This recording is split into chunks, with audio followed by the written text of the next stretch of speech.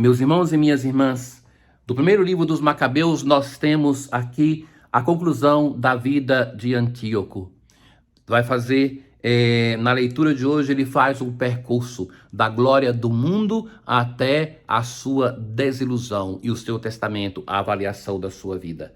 Então, ele está na Pérsia e ali ele ouve falar do importante templo riquíssimo que tinha na Pérsia, decorado pelas obras deixadas ali por Alexandre, filho de Filipe. E então Antíoco marchou para lá e tentou apoderar-se da cidade. Mas, como os habitantes daquela cidade já sabiam da sua chegada, se prepararam. E Antíoco afastou-se acabrunhado, porque foi derrotado. E quando estava voltando, ele ficou sabendo que as suas tropas também foram derrotadas da Judéia. Então, ele voltou para casa e ali ficou em depressão, em profunda tristeza, porque ele sabia que não somente tinham derrotado o seu exército na Judéia, mas tinham derrubado os monumentos que ele fez dentro do templo, de ídolos para profaná-lo, que tinham construído muros altos ao redor do templo. E então o rei ficou espantado, agitado, profundamente entristecido. Caiu na cama e adoeceu de tristeza. Sentiu que ia morrer, a tristeza grande. E agora o testamento que ele deixa. Então, como Deus fala, mesmo através da boca que a gente não espera, é interessante o que ele vai dizer. Chamou então todos os seus amigos. Lembram que a Matatia, o sacerdote, foi oferecido de ser amigo do rei e ele não aceitou? Então ele vai dizer: o sono fugiu de meus olhos e meu coração desfalece de angústia. Esta é uma expressão antiga que encontramos na Bíblia para falar de depressão, da tristeza grande que tem a pessoa que não consegue nem sequer dormir. Eu disse a mim mesmo: a que grau de aflição cheguei e em que ondas enormes me debato? Eu que era tão feliz e amado quando era poderoso. Na verdade, é uma ilusão. Ele era admirado, não amado, porque quando era poderoso se dizia amado, e depois não sendo mais, não é mais amado, é por sinal que não era amado, que tinha gente, cortesãos, que estavam ao redor do poder. Lembro-me agora das iniquidades que pratiquei em Jerusalém. Então, o sentimento deste homem, um dominador da antiguidade, que ele vai ter o remorso no momento da morte, é pelo que ele fez em Jerusalém. Não pelo que ele fez em diversos outros lugares, mas pelo que ele fez em Jerusalém. Apoderei-me de todos os objetos de prata e de ouro que lá se encontravam no templo. A prata e o ouro em Jerusalém estavam destinadas à glória de Deus, ao templo. E mandei exterminar sem motivo os habitantes de Judá. Reconheço que é por causa disso que essas desgraças me atingiram, e com profunda angústia vou morrer em terra estrangeira, na Babilônia. Ora, caríssimos, nós então vemos este grande homem da terra, um poderoso dessa terra, que agora se arrepende pelo mal e pelos erros que ele fez com o templo de Jerusalém. É o que ele fez que foi abominável, de profanar a casa de Deus. Ora, ele fez isso do modo mais exagerado possível, transformando a casa de Deus em uma casa de idolatria. Mas também, meus caros, é para nós todos o testemunho desse testamento de Antíoco IV Epífane, a nossa relação com o lugar sagrado. Nós hoje, com muita facilidade, banalizamos o lugar sagrado. Pensa o modo como as pessoas se vestiam para ir ao templo, há poucos anos atrás ainda. O modo como chegavam, se ajoelhavam, faziam genuflexão diante do Senhor, se recolhiam em oração.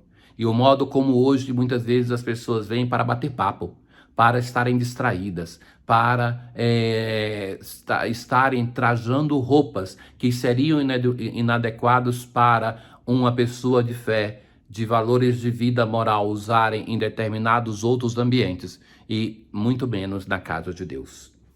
Ora, ao longo do Evangelho, nós encontramos que Jesus é confrontado pelos seus inimigos sobre 2 temas. Já encontramos isso na leitura de Lucas, aquele da autoridade dele, da onde vinha, e depois o pagar tributos ou não a César. E nós hoje temos aqui o terceiro grupo que vai confrontar-se sobre um outro tema. No meio do povo de Israel tem diversas seitas que pertencem ao único povo. Uma delas são os saduceus. Os saduceus, eles não acreditavam na ressurreição. E é esse o grupo que vai confrontar Jesus hoje sobre um tema importante para nós, para a nossa fé, a dimensão da ressurreição. Porque se não cremos na ressurreição, não tem sentido ser um cristão, vã é a nossa fé. Ora, eles chegam para Jesus e citam a lei do levirato. O que determinava a lei do levirato, que se encontra na Bíblia, no livro do Levítico, que determina assim, que já que é tão importante para uma pessoa ter um filho, se uma pessoa, o homem, morria sem ter deixado um filho, o irmão deveria se casar, o irmão em idade mais próxima, para deixar um filho para o irmão morto, não era para ele. O filho seria considerado filho daquele irmão que morreu, porque aquele irmão morreu desonrado e não tinha mais como limpar a sua honra. Então era um gesto de misericórdia para com esse irmão. Ora, então eles vão criar uma hipótese. Tem 7 irmãos, todos eles se casam com essa viúva e nenhum deixa um filho, ela não fica grávida de nenhum deles. Por fim, morre também a viúva. Eles vão perguntar para Jesus. Então, no reino dos céus, ela vai ser a esposa de quem? De qual? Dos 7? Ora, Jesus vai sempre além da pergunta que fazem. Então, Jesus vai dizer assim, que nesta vida, os homens e as mulheres casam-se. Mas os que forem julgados dignos da ressurreição dos mortos e de participar da vida futura, nem eles se casam, nem elas se dão em casamento. E já não poderão morrer, pois serão iguais aos anjos, serão filhos de Deus, porque ressuscitaram.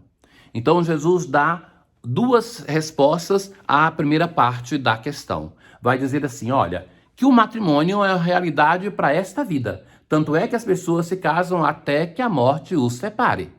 Já outros 3 sacramentos são sacramentos que nos marcam para a vida eterna, que é o batismo, a crisma e a ordem. Então, o sacerdócio, a pessoa é marcada para a vida eterna, mas o matrimônio não, porque no reino dos céus é o Senhor que é esposo da igreja e todos nós somos membros da igreja. Então, ali, os vínculos terrenos se acabam e nós não teremos pai, nem mãe, nem filho de ninguém, mas todos a família em torno do nosso Deus. Mas Jesus vai dizer assim, que serão como anjos, porque ninguém mais vai morrer. Agora, Jesus continua para falar propriamente sobre a ressurreição e vai dizer, citando a passagem de Moisés na sarça ardente, quando ele chama o Senhor de o Deus de Abraão, o Deus de Isaac e o Deus de Jacó. Ora, se Deus é o Deus dos vivos e se apresenta como Deus de Abraão, de Isaac e de Jacó, logo esses 3 não estão mortos. Então, para dizer que eles estão ressuscitados, não estão mortos. Deus não é o Deus dos mortos, mas dos vivos, pois todos vivem para ele. Alguns doutores da lei vão dizer, mestre, tu falaste muito bem, e mais ninguém tinha coragem de perguntar a ele. Caríssimos, o tema da ressurreição é um tema que é anunciado definitivamente no Novo Testamento, mas ao longo do Antigo Testamento, como nos grandes temas da nossa fé, Deus vai preparando o caminho para que o povo de Israel possa chegar a compreender um tema tão complexo como a ressurreição, que racionalmente não podemos compreender, talvez pouca coisa, mas que é uma questão de vida de fé, de dimensão de fé, que nós devemos abandonar o pretender compreender com as categorias racionais e nos abandonar na misericórdia, porque se a nossa vida fosse só para essa terra, seria muito triste. Nós nascemos para uma vida imortal. O Senhor esteja convosco. Ele está no meio de nós. Abençoe-vos o Deus Todo-Poderoso, o Pai, o Filho e o Espírito Santo. Paz.